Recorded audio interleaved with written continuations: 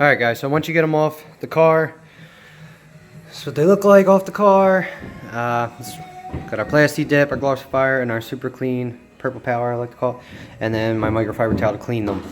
So first we're going to take this, we're going to clean them off. Alright guys, so now that they're cleaned up, let them dry off. So try not to touch them with your fingers because you'll get the grease from your fingers on it.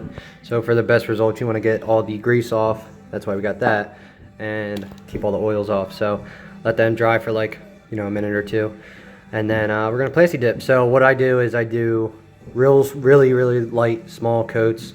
So I will show you that. So about, I guess that's about 8 inches away, and then just on and off, on and off. Don't want to hold it in because then you risk loading it up. So literally I'll do it that small, and then maybe can afford to do until you start seeing a little bit of bubble up. That bubble will rest out, but that's where you want to kind of leave it as is. Hit it from different angles, obviously because of the bends in the symbol. So we're going to do our third coat here. I'm just going to maneuver this so I can hit the top side a little better. It looks like we didn't get it the first couple. Alright guys, so I put on my last coat, I think, before I do the Glossifier.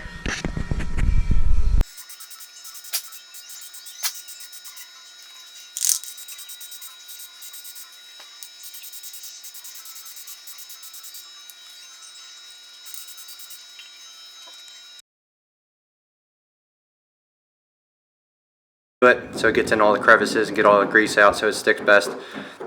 Alright, so we're going to do that next. And then the vinyl that we're going to use for that one is like this. Hopefully it's close enough to the front grille that doesn't clash. If it does, I might go limestone on the front too. Guys, so what we're going to use is Cricut vinyl stick-on. You can order it online, probably find it at a store. I forget what my wife got it. I think these are just samples though, but so we're gonna use that. I cleaned off the inlay, I let it dry with the purple power, get the grease off. This is just a stick on. So we're basically gonna peel this off. Nice and full here. Try to lay it on from like one side. I like to do it. Get it on there nice, because then it's kind of easier to keep the bubbles out as you're going along on the curve there. Just try to do that as gingerly as possible so you don't want all the bubbles to show up in your inlay.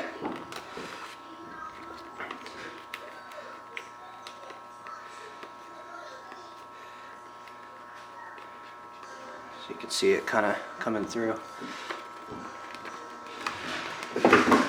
Just want to make sure it's flat on the parts that are going to be exposed, obviously.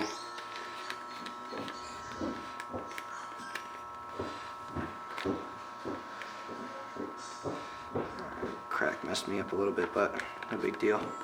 Make life easier on ourselves, cut off this excess. Obviously we have holes that were blocked for where the other piece is going to mount back into it, so we're going to basically cut out what we don't need here.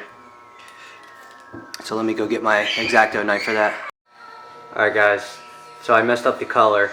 This is actually supposed to be limestone, so I'm going to redo what I just did, but with limestone. Alright? Alright guys, so now we got it done limestone, so now that's done. So that's for the rear trunk hatch, and then I still have to go outside and do the front for the trunk in silver. Alright guys, so I'm taking a look at this silver here. You probably can't see it right there, but it's not quite the same as the chrome. So I think I am actually going to go with the limestone inlay on the front as well. Alright, so first we're going to clean it off. My grease cleaner here. Stick it on there. Where, like I said, you want to start off from one area, kind of roll it all over the whole thing. avoid getting bubbles this way best you can. If you do get a bubble, you can pull back up to it and then just smooth it.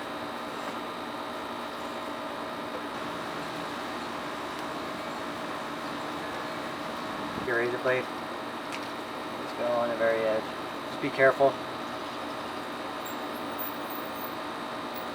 You should be able to feel the track underneath where the hole is.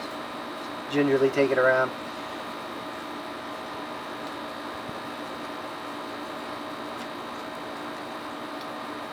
I'm sure there's always a safer way to do something like this, but that's how I roll. But if you scratch your car, don't blame me. If you want to do it right now, you can. So you have your various holes. I'm not too concerned about cutting them out in full. Just give them a little start. So I'll just push through the badge. It should be fine. So it'll go through where it needs to go through. Pretty thin, this vinyl, so it should just snap right through it. Alright guys, so we got them painted. They're good to go. Inlays are done. So now we gotta snap them on. Alright, so I'm gonna put the front one on first. We did this earlier, as you remember. So I'm just looking in here to make sure everything's gonna be covered up from the thing. It looks like it is. Like I said, you could probably just pop it on through, which you can.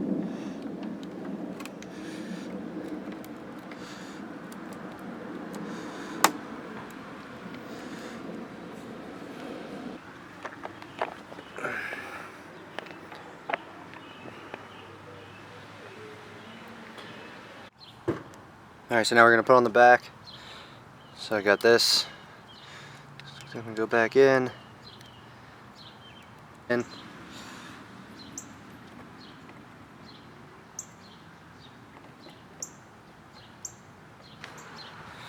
that's it.